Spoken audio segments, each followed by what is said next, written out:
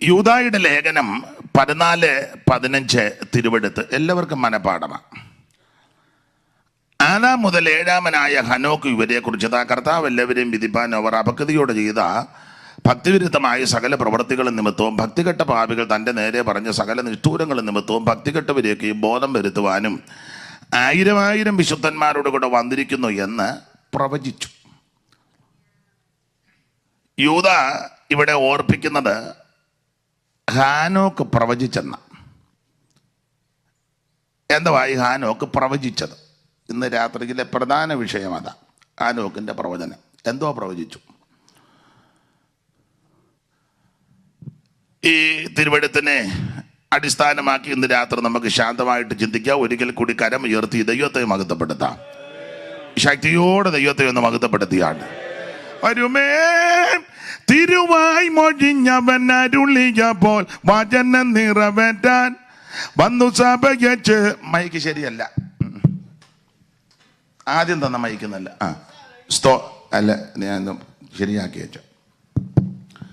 വരുമേ തിരുവായി മൊഴിഞ്ഞവൻ അരുളിയപ്പോൾ വചനം നിറവേറ്റാൻ വന്നു സഭയെ ചേർക്കുവാൻ വേഗം മഹിമയിലെടുപ്പാൻ കൊണ്ടുവിരുന്നു ശാലയിൽ പോയി ചേർത്ത് പന്തിയിലിരുത്താൻ. കൊണ്ട് വിരുന്നു ശാലയിൽ പോയി ചേർത്ത് പന്തിയിലിരുത്താൻ. കൊണ്ട് വിരുന്നു ശാലയിൽ പോയി ചേർത്ത് സ്വർഗീയ നാടെന്നു കാണാം എൻ്റെ വീട്ടിലെന്നെത്താൻ. സ്വർഗീയ നാടെന്നു കാണാം എൻ്റെ വീട്ടിലെന്നെത്താൻ. നവയെരൂശലേം മഹിമ നിറഞ്ഞു ഇറങ്ങി വരുന്ന സമയം ഓർക്കുമ്പോൾ നവയെരൂശലേം നവയെരൂശലേം മഹിമ നിറഞ്ഞ് ഇറങ്ങി വരുന്ന സമയം ഓർക്കുമ്പോൾ സ്നേഹം വർദ്ധിച്ചിടുന്നേ, പ്രത്യാശയേറി വരുന്നേ. സ്നേഹം വർദ്ധിച്ചിടുന്നേ, പ്രത്യാശയേറി വരുന്നേ. വരുമേ തിരുവായി മൊഴിഞ്ഞവൻ അരുളിയപ്പോൾ വചനം നിറവേറ്റാൻ വന്നു സഭയെ ചേർക്കുവാൻ വേഗം മഹിമയിലെടുപ്പാൻ കൊണ്ടുവിരുന്നു ശാലയിൽ പോയി ചേർത്ത് പന്തിയിലിരുത്താൻ. കൊണ്ട് വിരുന്നു ശാലയിൽ പോയി ചേർത്ത് പന്തിയിലിരുത്താൻ. കൊണ്ട് യൂദായുടെ ലേഖനം 14-15 വാക്യത്തിൽ യൂദ എഴുതിയിരിക്കുന്ന പ്രധാനപ്പെട്ട ഒരു വിഷയം ഹാനോക്ക് പ്രവചിച്ചു. 1-2 കാര്യങ്ങൾ ലേഖനത്തെ പറ്റി ഓർപ്പിച്ച് എടുത്ത വാക്യത്തോട് കൂറു പുലർത്തി ദൈവവചനം സംസാരിപ്പാനാണ് കർത്താവിൽ ശരണപ്പെടുന്നത്. ഈ ഭാഗമൊക്കെ നിങ്ങൾക്കറിയാം. നമുക്കറിയാം യൂദായുടെ ലേഖനം വേദപുസ്തകത്തിലെ 65-ാമത്തെ പുസ്തകവും ലേഖനങ്ങളിലെ 21-ാമത്തെ ലേഖനവും.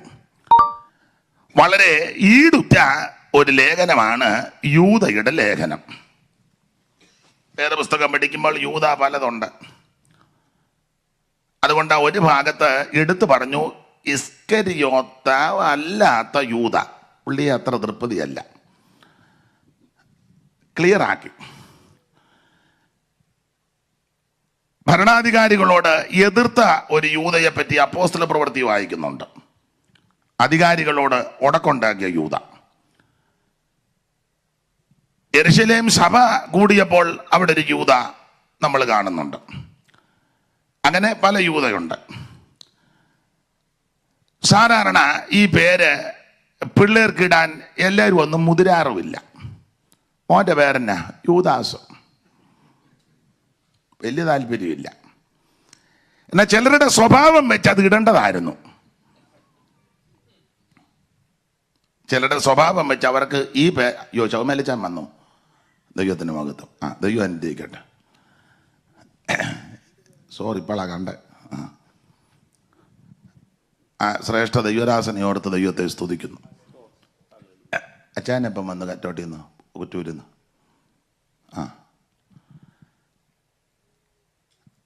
അപ്പോൾ എല്ലാവർക്കും ഈ പേരിടാൻ എല്ലാവരും മുതിരുന്നില്ല. എന്നാൽ ചിലരുടെ ഇപ്പോഴത്തെ ആ സ്വഭാവവും രീതിയും കണ്ടാൽ ഈ പേരിന് അവര് അർഹര. ആ ഇടയ്ക്ക് പൂരിപ്പിക്കുന്ന നല്ലതാണ്.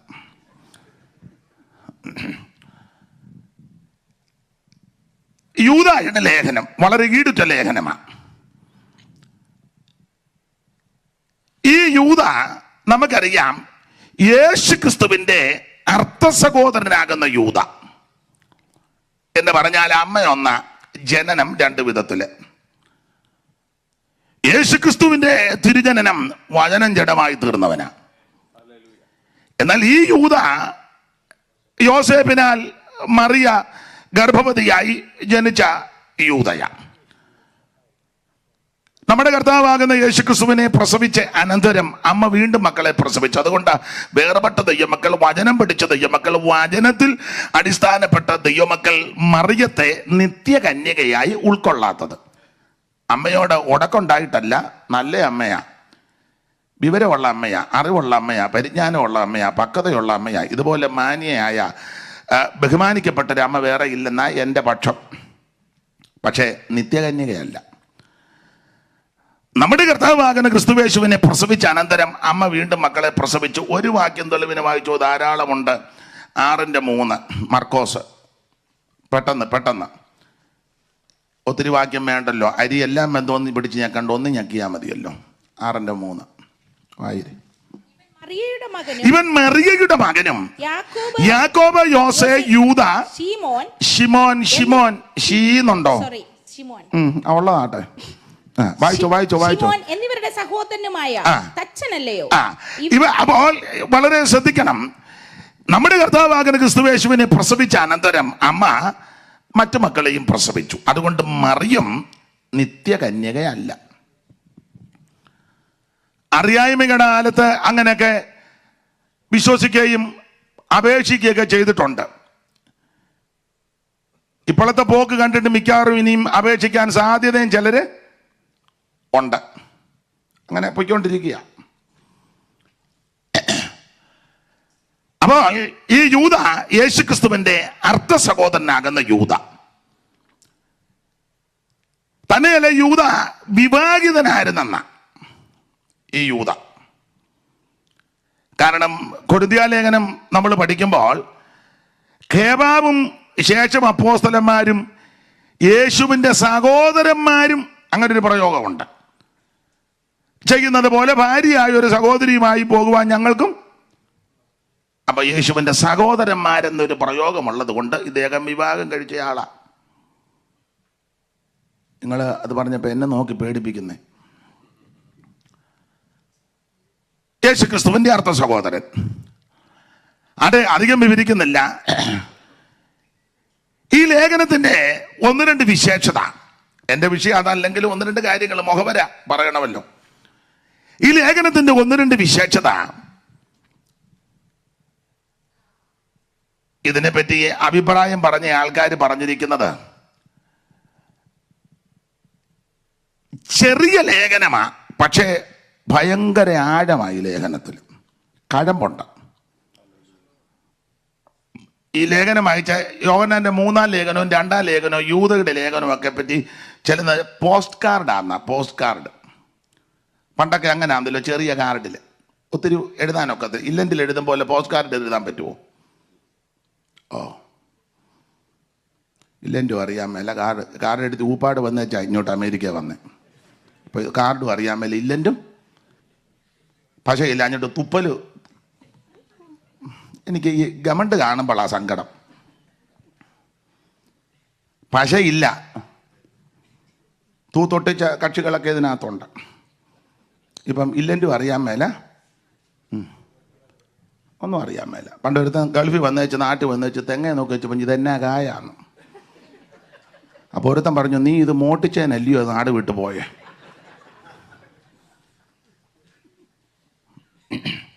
ആട്ടെ.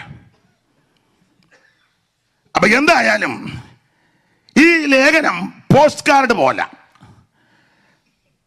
കുറച്ചേ ഉള്ളൂ. പക്ഷെ കുറച്ചേ ഉള്ളെങ്കിലും ഇതുപോലെ ഈടുറ്റൊരു ലേഖനം, ആഴമേറിയ ലേഖനം. വായിച്ച ആളിനോട് ഇങ്ങോട്ട് നോക്കേ, ഈ യൂദായുടെ ലേഖനത്തിൽ എത്ര വാക്യമുണ്ട് നോക്കാതെ പറ. 20 ഉള്ളതാട്ടെ. റജി ബ്രദർ നോക്കുക, നോക്കാതെ പറയണമായിരുന്നു. ഇനി പറഞ്ഞ അംഗീകരിക്കുക. ഞാൻ കണ്ടു നോക്കുന്നത്. നോക്കി പറഞ്ഞു മിടുക്കനാകണ്ട. എത്ര വാക്യമുണ്ട്? 25. ഞാൻ ഇതുവരെ കണ്ടില്ലേ? ഒന്നുകൂടെ ഒന്ന് ഉറപ്പ് വരുത്തുന്നത് നല്ലതാണ്. അപ്പോൾ 25 വാക്യമേ ഈ ലേഖനത്തിലുള്ളൂ. ഒരു കാര്യം പറയാം, 25 വാക്യമേ ഉള്ളെങ്കിലും സകല വിഷയങ്ങളും ഈ ലേഖനത്തിലുണ്ട്. ഇതുപോലെ ഈടുറ്റൊരു ലേഖനം.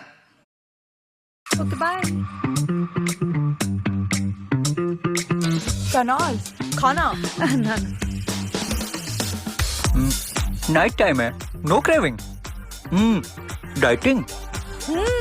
समर स्पेशल हाँ? यस गाइस, यही तो है वो फ्लिक्स। इसमें है एप्पल साइडर विनेगर जो करे क्रेविंग्स कम, metabolism boost and get that weight loss along with the right diet and exercise. Flix apple cider vinegar, weight loss का big boss. 87% saw visible results. അയ്യോ മാച്ച് ഒന്നുമില്ല, വെറുതെ ഇരുന്ന് ബോറടിക്കുക. ഓ ഫാന്റാസ്റ്റിക്! ഈ സുപ്പിലൂടെയിൽ ഇപ്പൊ തന്നെ കോടിക്കണക്കിന് ആളുകളെ കളിക്കുന്നേ. മറക്കണ്ട, സുപ്പിലൂടെ ഡൗൺലോഡ് ചെയ്ത് നേടൂ ലക്ഷങ്ങളുടെ ക്യാഷ് പ്രൈസസ്. ഒരിക്കലും ബോറടിക്കില്ല, എൻജോയ് ചെയ്യൂ. ഈ കളിയിൽ സാമ്പത്തിക നഷ്ട സാധ്യതയുണ്ട്. ഇത് ശീലമായേക്കാം. ഉത്തരവാദിത്വത്തോടെ കളിക്കുക. 25 വാക്യമേ ഉള്ളൂ. പക്ഷെ സകല വിഷയങ്ങളും ഈ ലേഖനത്തില. എൻ്റെ ശൈലി ഞാൻ എപ്പോഴും പറയാറുണ്ട്, ഈ ദൂതലോകത്തെ വിഷയം മുതൽ അന്ത്യകാല വിഷയം വരെ ഈ ലേഖനത്തിലുണ്ട്. ദൂതലോകം മുതലാ യൂദാ തുടങ്ങിയേക്കുന്നത്. 6-ാം വാക്യം. 6. തങ്ങളുടെ വാഴ്ച കാത്തുകൊള്ളാതെ സ്വന്തം വാസസ്ഥലം വിട്ടുപോയ ദൂതന്മാരെ, തങ്ങളുടെ വാഴ്ച കാത്തുകൊള്ളാതെ സ്വന്തം വാസസ്ഥലം വിട്ടുപോയ ദൂതന്മാരെ മകാദിവസത്തിന്റെ വിധിക്കായി എന്നേക്കുമുള്ള ഞങ്ങൾ കിട്ട അന്ധകാരത്തിന്റെ കീഴിൽ സൂക്ഷിച്ചു. അപ്പൊ ദൂതലോകത്തെ വിഷയം മുതലാ തുടങ്ങിയേക്കുന്നത്. ഇത് ചെറിയ ലേഖനമല്ല. എന്നിട്ട് അന്ത്യകാല വിഷയം വരെ 18-ാം വാക്യം. 18. അന്ത്യകാലത്ത് മതി. അന്ത്യകാലത്ത് ഭക്തി കെട്ട് നടക്കുന്ന മോഹങ്ങളെ അനുസരിച്ച് വരുന്ന പരിഹാസികൾ ഉണ്ടാകുമെന്ന് അവര് നിങ്ങളോട് പറഞ്ഞു. അത് ഞാൻ പിന്നെ പറയാം, സമയമുണ്ട്. അപ്പോൾ ദൂതലോകത്തെ വിഷയം മുതൽ അന്ത്യകാല വിഷയം വരെ ഈ ലേഖനത്തിൽ യൂദാ കൊടുത്തിട്ടുണ്ട്. ഇത് ചെറിയ ലേഖനമല്ല. പോസ്റ്റ് കാർഡാണെന്നും പറഞ്ഞ് തള്ളിക്കളയരുത്. ഇച്ചിരി ഉള്ളു. ഞാൻ യെശയ്യാവേ വായിക്കുള്ളൂ. 66 ഉണ്ടല്ലോ അധ്യായം. 25 വാക്യം ഉള്ളെങ്കിലും ആഴമേറിയ ലേഖനം. ഇനി വേറൊരു വിഷയം നിങ്ങൾ ചിലർ ശ്രദ്ധിക്കുന്നത് കൊണ്ടാണ്. നമുക്കറിയാം യൂദാ, അത് പഴയ നിയമത്തിൽ യഹൂദ, ലേയ ഇട്ട പേരാ. എനിക്ക് തോന്നുന്നു ഗ്രീക്കിൽ യവനായ ഭാഷയെല്ലാം കണ്ട് യൂദാസ് എന്ന, നിങ്ങൾ പഠിത്തമുള്ളവർക്കറിയാം. അങ്ങനെയാണെന്നോ മാത്ത് പൊട്ടിച്ച യൂദാസ്. ഇപ്പം ഈ പ്രസംഗിക്കുന്ന തന്നെ പേടി. നമ്മളിവിടുന്ന് പ്രസംഗിക്കുമ്പോൾ തന്നെ മൊബൈലിലും കുന്തത്തിലും അടിച്ചേച്ച് അതിൻ്റെ അർത്ഥം കണ്ടുപിടിച്ച് വെച്ചിരിക്കുക. അത് നോക്കി വെച്ച് നമ്മളെ നോക്കും. പേടിയാ. അതിനിടയ്ക്ക് നിങ്ങളോടും കൂടി ചോദിക്കുന്നത് എല്ലാം കിട്ടുകയാണെങ്കിൽ പപ്പാതി എടുക്കുക. അതിനാ ഇംഗ്ലീഷിലെ എന്തുവാ ജൂഡോ, ഒരു ഇംഗ്ലീഷ് കൂടി ഇരിക്കട്ടെ, അതെല്ലാം തീരുകയല്ലേ യോഗം. അപ്പൊ എന്തായാലും ഈ ലേഖനം വളരെ ഈടുറ്റ ലേഖനമാണ്.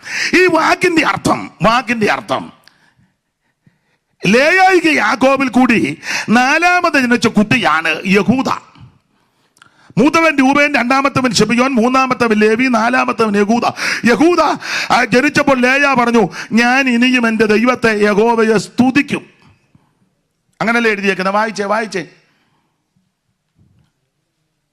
എടുത്ത് വായിക്കാം. എവിടാന്നായിരിക്കും. ഉൽപ്പത്തിയിലല്ലാതെ വേറെ ഇനിയിപ്പം എവിടെ? ലേവിയാലല്ലോ. വായിക്കും. ശാന്തമാമ വായിക്കും എടുത്തെങ്കിൽ.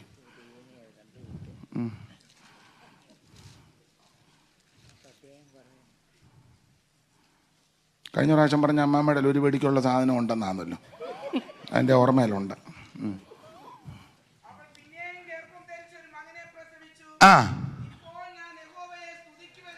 ഇപ്പോൾ ഞാൻ യഹോവയെ സ്തുതിക്കുമെന്ന് പറഞ്ഞ് യഹൂദ എന്ന് പേരിട്ടു. ദൈവത്തിന്റെ മോനെ മൈക്ക് ഞാൻ ഇങ്ങോട്ട് വരുമ്പോൾ ശബ്ദം കുറയുന്നപ്പം നിങ്ങൾ രണ്ടുപേരൂടെ സഹായിക്കണേ.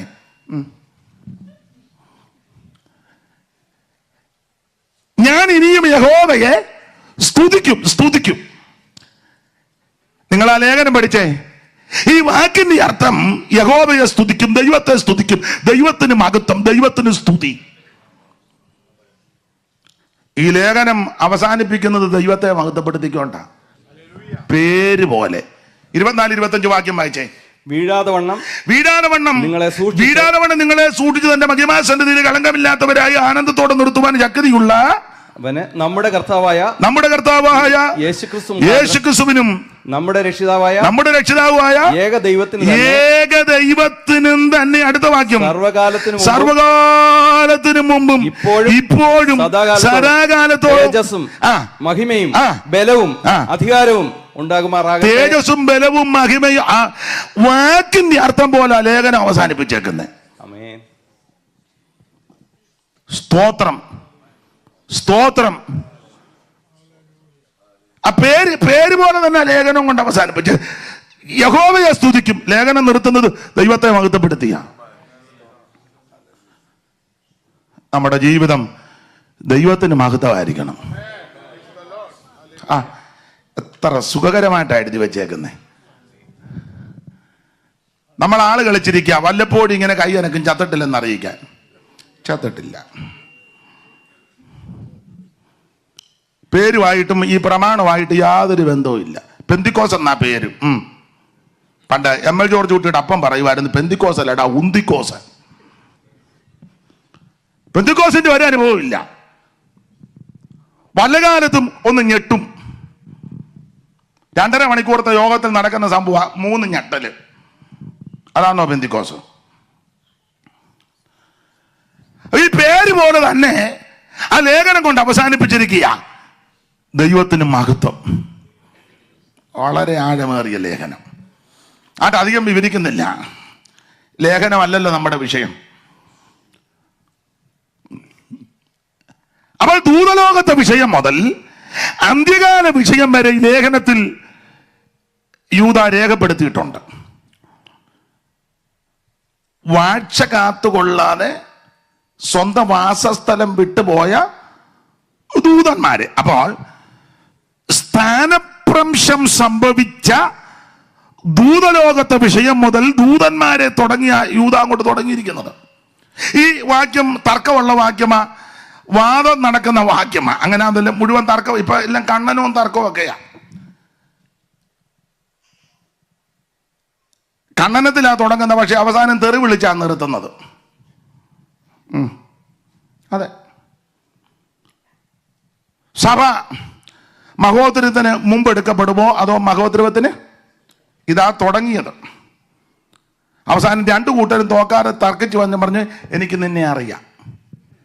ഉടനെ മറ്റവൻ നിന്റെ പഴയ ചരിത്രം എന്നെ കൊണ്ട് തുടങ്ങിയത് എവിടാ? മഹോദരവത്തില്ല. ഒടുവിൽ വലിയ മഹോദരമായിട്ടിപ്പം അതാ മിക്കടുത്തും അതാ. അന്യഭാഷ നിന്നോ നിന്നില്ലയോ, ഇതാ തുടക്കം. അവസാനം ഒടുക്കം വന്നപ്പോൾ ഇത് 2 അല്ല വിഷയം. നിന്റെ പഴയ ചരിത്രം എന്നെ കൊണ്ട്. നിങ്ങളെല്ലാം വള്ളം മുങ്ങിയതുപോലെ ഇരിക്കുന്നേ. ഞാൻ തമാശ പറഞ്ഞതല്ല. അങ്ങനത്തെ ഒരു അന്തരീക്ഷമായി തീർന്നിരിക്കുക. सोनम पता है खाने के बाद बेबी स्किन से मॉइस्चर गायब हो जाता है. मिस्टर इंडिया है क्या? हम पहले दिन से जॉनसन्स बेबी सोप यूज करते हैं जो स्किन को रखे क्लीन. അങ്ങനത്തെ ഒരു അന്തരീക്ഷമായി തീർന്നിരിക്കുക. അപ്പൊ ഈ 6ാം വാക്യം തർക്കമുള്ള വാക്യമാ. തങ്ങളുടെ വാഴ്ച കാത്തുകൊള്ളാതെ സ്വന്തം വാസസ്ഥലം വിട്ടുപോയ ദൂതന്മാരെ മഹാദിവസത്തിന്റെ വിധിക്കായിട്ട് എന്നേക്കുമുള്ള ഞങ്ങളിട്ട് അന്ധകാരത്തിൻ കീഴിൽ സൂക്ഷിച്ചിരിക്കുന്നു. ഈ ദൂതന്മാരെ പറ്റി 2 വ്യാഖ്യാനങ്ങളാ സാധാരണ. ഒന്ന്, യെഹെസ്കേൽ 28 യെശയ്യാ 14 പറയുന്ന ആ ദൂതന്മാര് ദൈവത്തിന്റെ സിംഹാസനത്തിന്റെ മുകളിൽ കയറുമെന്നും ഉത്തരദിക്കിന്റെ സമാഗമോരത്ത് ഇരുന്നിരുള്ളൂന്നും ഒക്കെ അന്തർഭാഗത്ത് സാഹസം കൊണ്ടെന്ന് ചിന്തിച്ചപ്പോൾ ആ ദൂതന്മാരെ ദൈവം വെട്ടിവിട്ടെന്നും ആ ദൂതന്മാരുടെ അനുയായികളും ശേഷമുള്ളവരാണ് ഈ ദൂതന്മാരെന്നുള്ള വാദം ഒന്ന്. വേറൊരു വാദം, ആദിമാതാപിതാക്കളാകുന്ന ആദമിനെ ഹവ്വയെ ഏദൻ തോട്ടത്തെ ദൈവമാക്കി 4 കാര്യം കർക്കശമായി കൊടുത്തു. തോട്ടം കാക്കണം, വേല ചെയ്യണം, അടക്കി ഭരിക്കണം, സന്താന സമൃദ്ധിയായിട്ട് നിങ്ങൾ ജീവിക്കണം. തോട്ടം കാത്തില്ല, തോട്ടത്തിൽ പാമ്പ് കയറി പാപം ചെയ്യിപ്പിച്ചു. പാപം ചെയ്തവരെ ദൈവം തോട്ടത്തിന് വെളിയിലാക്കി ജ്വാല തിരികുന്ന വാളുമായിട്ട് കെറൂബുകളെ നിർത്തി. ഇവര് തോട്ടം വിട്ട് വെളിയിലും പോന്നു. ഉൽപ്പത്തി 6-ാം അധ്യായത്തിൽ തർക്കമുള്ള അധ്യായമാണ്. അപ്പോൾ ഇവിടെ നിന്ന ദൂതന്മാര് ആ വാസസ്ഥലം വിട്ടുപോന്ന് മനുഷ്യപുത്രിമാര് ഇവിടെ ഇടപെട്ടത് ഒരു വശമായി പറയുന്നത്, ഞാൻ പറഞ്ഞ നല്ലി പറഞ്ഞത്, എന്റെ കൊങ്ങായിക്ക് പിടിക്കരുത്.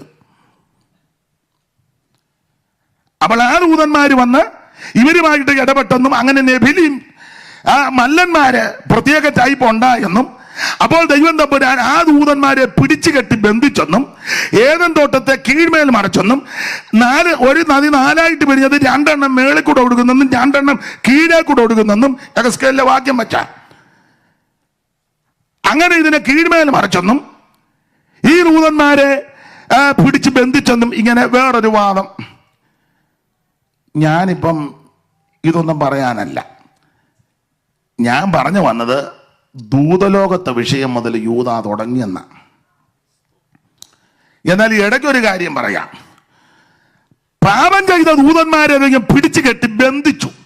എങ്ങനെ ബന്ധിച്ചെന്ന് ചോദിച്ചാൽ അവിടെ അന്ധകാരത്തിന് ചങ്ങലയിട്ട് ബന്ധിച്ചെന്ന 6-ാം വാക്യം ശരിക്കും പഠിച്ചാൽ വായിച്ചേ. എന്നേക്കുമുള്ള ചങ്ങലയിട്ട് അന്ധകാരത്തിന് കീഴിൽ. അപ്പൊ അന്ധകാരത്തിന്റെ ചങ്ങലയെന്ന ദൈവത്തിന്റെ പല പദ്ധതിയുണ്ട്, പല നിലകളിലാണല്ലോ ദൈവത്തിന്റെ ശിക്ഷാ നടപടികള്. അന്ധകാരത്തിന് ചങ്ങലയിട്ട് ദൈവം അങ്ങ് ബന്ധിച്ചു. ഈ അന്ധകാരത്തിന്റെ ചങ്ങലയിട്ട് ബന്ധിച്ച 2 കാര്യമാ. ഒന്ന്, അടുത്തിരിക്കുന്നവനെ കാണാനും ഒക്കുകയല്ല, അനങ്ങാനും ഒക്കുകയല്ല. സഭയ്ക്കകത്ത് മിക്കയിടത്തും ഇത് അന്ധകാര ശക്തിയാണ്. കാരണം അടുത്തിരിക്കുന്നവനെ കാണുന്ന ഇഷ്ടമല്ല ചൗമേലച്ച. അന്ധകാര ശക്തി വന്നാലേ അവൻ കണ്ണടയ്ക്കുമ്പോൾ നമ്മൾ നോക്കും, അവൻ കണ്ണു തുറക്കുമ്പോൾ നമ്മൾ അടയ്ക്കും. ഇതുപോലെ കുരുക്ക് പിടിച്ച ഇനം. അപ്പൊ ഈ അന്ധകാര ചങ്ങല ഇട്ട് ബന്ധിച്ചു. ഈ അന്ധകാര ചങ്ങല കൊണ്ട് ബന്ധിച്ച 2 കാര്യമാണ്.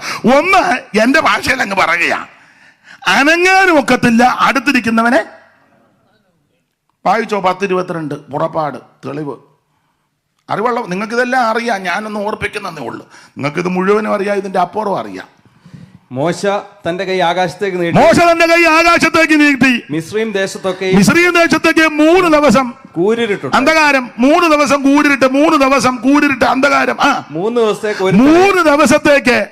ഒരുത്തൻ കണ്ടില്ല. എങ്ങനുണ്ട്? 3 ദിവസത്തേക്ക് ഒരുത്തൻ കണ്ടില്ല. അടുത്തത്, ഒരുത്തനും തന്റെ സ്ഥലം വിട്ട് എഴുന്നേറ്റതുമില്ല, അനങ്ങാനും പറ്റുന്നില്ല. 2.5 മണിക്കൂറത്തെ ആരാധനയാ. വന്ന് മയിൽക്കുറ്റി ഇരിക്കും പോലെ.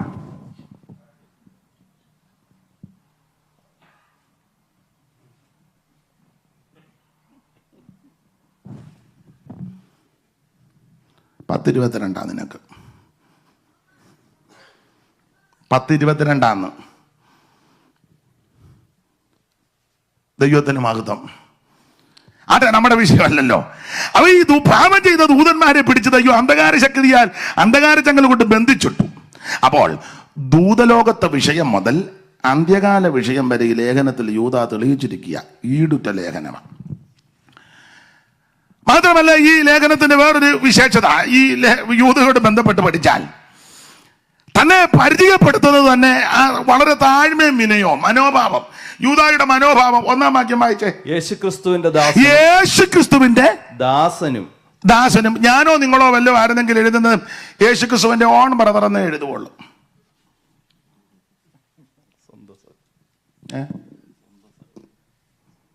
ഇല്ലേ? ഒരു ബന്ധവും ഇല്ലായിട്ട് നമ്മൾ ചിലരെ ബന്ധം പിടിക്കുന്ന കണ്ടിട്ടില്ലേ? ഒരിക്കൽ എന്നോട് പറഞ്ഞു, KP ഞാൻ എൻ്റെ കസിനാന്ന്. പിന്നീട് അറിഞ്ഞപ്പം അവരുടെ വല്യപ്പനാന്ന് എറണത്തെങ്ങാണ്ട് ചുമ്മാ അങ്ങ് ബന്ധം പിടിക്കുന്ന ആൾക്കാരുണ്ട്. എന്നാൽ സ്വന്തം അനിയനെ കഴിവും പ്രാപ്തിയില്ലെങ്കിൽ മിണ്ടുകയില്ല. ഷൗമയിലെ കൂട്ടി നിങ്ങളുടെ കണ്ടിട്ടുണ്ട്. ഒരമ്മയുടെ വയറ്റിൽ നിന്ന് വന്നതാ. എനിക്ക് ശാന്തമാമയോട് ബഹുമാനം തോന്നി. ഏതായാലും ആങ്ങളെയും സഹധർമ്മിണിയും നിങ്ങളെ കൊണ്ടുവന്ന കാര്യം പരസ്യമായിട്ട് കൂടെ പറയുന്നുകൊണ്ട് നന്ദിയുണ്ടല്ലോ, അതാ നന്ദി. നിങ്ങളെ ഈ അമേരിക്കയിൽ വരാൻ മുഖാന്തരം ദൈവമാ ഒരുക്കിയത്, പക്ഷെ ഒരു വ്യക്തി കാണും, മരണം വരെ അവരോടും നന്ദി ഉണ്ടായിരിക്കണം. കുറെ നന്ദി കെട്ട കുറെ എണ്ണം ഉണ്ട്. ഇവിടെ വന്ന് ഇച്ചിരി പപ്പും തൂവലും വെച്ച് കഴിയുമ്പം ബേബിക്കുട്ടി ഞാൻ അറിയാതെ, ഏത് ബേബിയോ? ഞങ്ങളുടെ ബേബിയോ?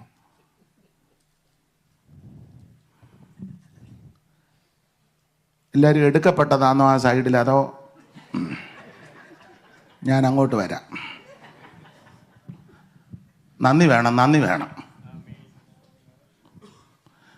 അതെ, അപ്പൊ യൂദ തന്റെ ആ മനോഭാവം, താഴ്മ, യേശുക്രിസ്തുവിന്റെ ദാസനും യാക്കോബിന്റെ സഹോദരനുമാകുന്ന യൂദ തന്നെ ഒന്ന് പരിചയപ്പെടുത്തുക.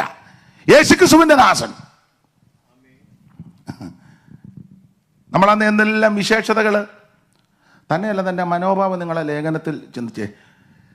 പ്രിയരെ, പൊതുവിലുള്ള രക്ഷ, അല്ലാതെ ഞാൻ യേശുവിൻ്റെ ബ്രദറാണ് എനിക്ക് പ്രത്യേക രക്ഷയെന്നുണ്ടെന്നല്ല. നിങ്ങൾ ശ്രദ്ധിച്ച്, ഞാൻ യേശുവിൻ്റെ ബ്രദറാ, ഞാൻ സെപ്പറേറ്റായി എനിക്കൊരു പ്രത്യേക രക്ഷ അല്ലല്ല. നമുക്ക് പൊതുവിലുള്ള രക്ഷ നമുക്കെല്ലാം ഒന്നാ. രക്ഷിതാവ് ഒരുവനേ ഉള്ളൂ, അത് യേശുക്രിസ്തുവാ. അത് ബന്ധവും ശേഷവും വെച്ചല്ല, രക്ഷിതാവ് ഒരുവനേ ഉള്ളൂ, യേശുക്രിസ്തു. രക്ഷ പൊതുവില. ഞാൻ യേശുവിന്റെ ബ്രദറാ, അവൻ അർത്ഥ സഹോദരനാ, പക്ഷെ എനിക്ക് നിങ്ങൾക്ക് എല്ലാം രക്ഷ ഒരുപോലെ. ഇത് പൊതുവിലുള്ള രക്ഷയാ എന്ന് പറഞ്ഞ ഇത് ബന്ധം പിടിച്ചല്ലോ അല്ല രക്ഷ. അമ്മാച്ചൻ ബന്ധുക്കോസ് വന്ന് രക്ഷിക്കപ്പെട്ട അനന്തരവൻ പോകുകയല്ല. വല്യപ്പന് നിനകത്ത് ഫണ്ട് കയറി, നീ അങ്ങനെ പോകും? നീ രക്ഷിക്കപ്പെടണം. ഞങ്ങളുടെ വീട്ടിലെ സഭാഗോള് അവിടെ ഇരിക്കട്ടെ, നീ സ്വർഗത്തിൽ പോണേ, നീ രക്ഷിക്കപ്പെടണം. ഇത് ബന്ധം പറഞ്ഞും ശേഷം പറഞ്ഞും അവൻ കുടുംബ ബന്ധം പറഞ്ഞും പോകുന്ന മാർഗമല്ല. അവൻ രക്ഷ വ്യക്തിപരമാ. യൂദയുടെ പ്രയോഗം നിങ്ങൾ ശ്രദ്ധിച്ച്, ഞാൻ യേശുവിന്റെ ബ്രദറാ, പക്ഷേ രക്ഷ നമുക്കെല്ലാം ഒരുപോലെ. പൊതുവിലുള്ള രക്ഷയാ, അത് യേശുക്രിസ്തുവിൽ കൂടി മാത്രമാ, മറ്റൊരുത്തനും രക്ഷയില്ല. രക്ഷിക്കപ്പെടാൻ ഒരേ ഒരു മാർഗം, ഒരേ ഒരു വഴി, യേശുക്രിസ്തു മാത്രം. രക്ഷകൻ യേശുവിൻ സന്നിധിയിൽ കടന്നു വന്നിടുവീ, മഹത്വരാജനായി നിന്നിലേക്കുന്നവ എഴുന്നള്ളിയിടട്ടെ. രക്ഷകൻ യേശുവിൻ ചേർന്ന് പാട്.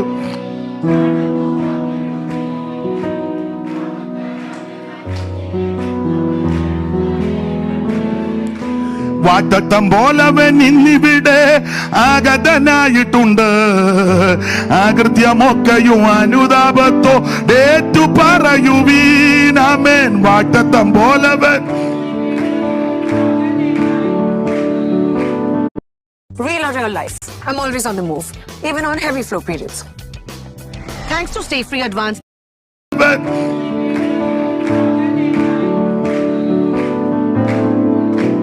അനുതാപത്തോടേറ്റു പറയുവീ, പാപം പോക്കിടും, നിൻ രോഗം നീക്കിടും. പാപം പോക്കിടും, നിൻ രോഗം നീക്കി, ശുദ്ധനാക്കി നിന്നെ സ്വന്തം പുത്രനാക്കിടും. ശുദ്ധനാക്കി നിന്നെ സ്വന്തം. ആമേ. രക്ഷകൻ യേശുവിൻ സന്നിധിയിൽ കടന്നു. ആമേൻ. മഹത്വരാജനായി നിന്നിലേക്കുന്നവൻ. രക്ഷകൻ യേശുവിൻ സന്നിധിയിൽ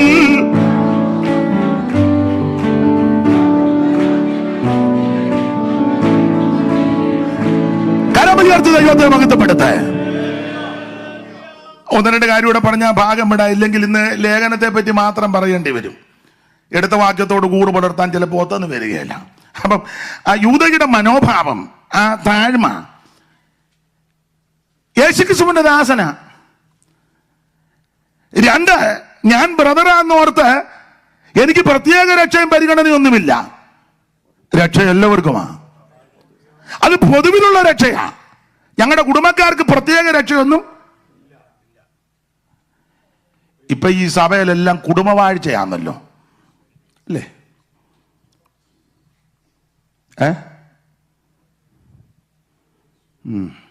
ആട്ടെ, വെറുതെ എന്തിനാ ആലോക്യം ഉണ്ടാക്കുന്നു? ഇനിയും പലയിടങ്ങളിൽ പോകേണ്ടതാണ്. ദൈവത്തിനും മഹത്വം. ആ ഭാഗം വിട്ടാക്കാൻ വെറുതെ. പണ്ടൊരാൾ പറഞ്ഞ അടിയന്തരത്തെന്ന് വെച്ച് മുടിയാന്തരമാക്കണ്ടെന്ന് പറഞ്ഞ പോലെ